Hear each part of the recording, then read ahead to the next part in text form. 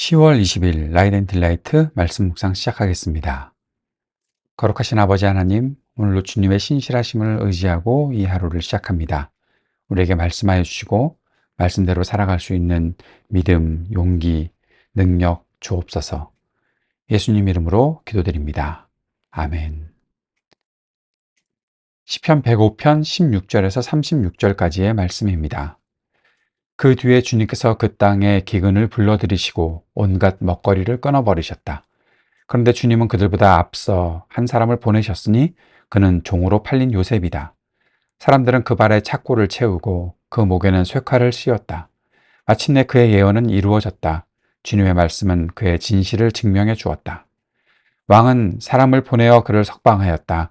뭇 백성의 통치자가 그를 자유의 몸이 되게 하였고 그를 세워서 나라의 살림을 보살피는 재상으로 삼아서 자기의 모든 소유를 주관하게 하며 그의 뜻대로 모든 신하를 다스리게 하며 원로들에게 지혜를 가르치게 하였다.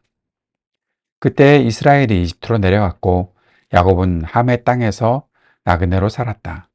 주님께서 자기의 백성을 크게 불어나게 하셔서 그 대적들보다 강하게 하셨으며 그들의 마음을 변하게 하셔서 자기의 백성을 미워하게 하시며 자기의 종들을 교묘하게 속이게 하셨다.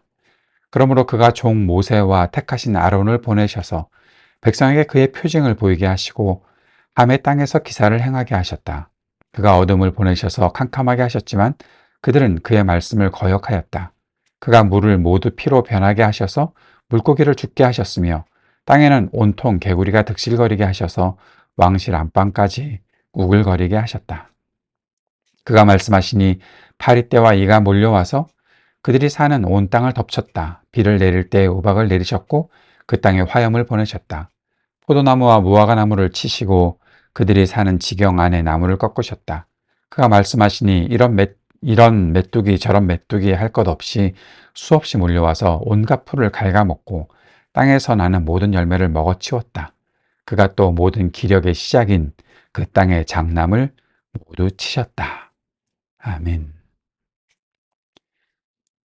어제부터 시편 105편 말씀을 묵상하고 있습니다. 주일 예배 때 말씀을 통해서 시편 105편을 마무리할 텐데 이 시편 105편은 역사시라고 말씀드렸죠.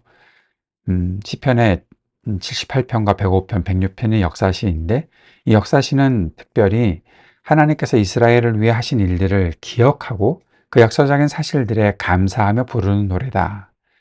역사적 사실들을 두고 감사하며 찬송하는 시에 자주 등장하는 것이 빠지지 않고 나오는 것이 이집트에서 탈출할 때 하나님께서 이스라엘을 위해 하신 일들입니다. 그리고 그 내용 안에는 어떻게 이집트에 가게 되었는지 오늘 이 시편 우리가 읽었던 16절에서 36절까지 이 모든 내용들이 기록되어 있죠.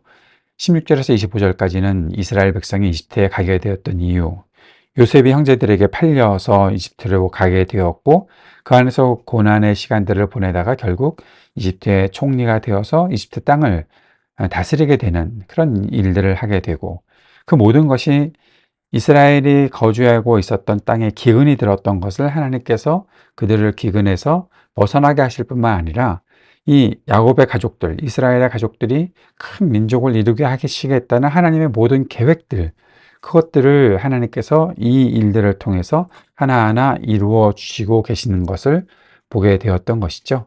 하나님의 약속대로 큰 민족을 이집트 땅에서 이루게 되었던 그 역사들이 16절에서 25절까지 기록되어 있습니다. 하나님께서 요셉을 먼저 보내셨다. 그를 통해서 그의 뜻대로 하나님께서 하시는 일들이 있다라는 것을 보게 됩니다. 그리고 26절에서 36절까지는 이스라엘을 구원해내기 위해서 모세와 아론을 택하셔서 보내셨고 그리고 하나님께서 이집트 땅에 바로의 마음이 강팍하게 되었을 때 이집트 땅에 내리셨던 10가지 재앙의 내용들이 기록되어 있습니다. 하나님은 이스라엘을 위해서 계획을 하셨던 분이십니다. 그리고 약속을 지키셨습니다. 신실하게 모든 약속들을 이루셨습니다.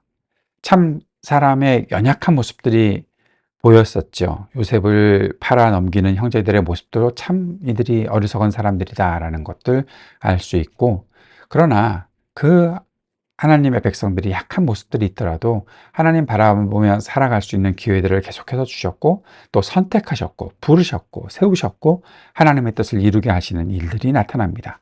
모세도 마찬가지, 하나님께서 선택하고 부르시고 세우셔서 하나님의 뜻을 이루게 하신 하나님의 사람이고, 요셉도 마찬가지였죠.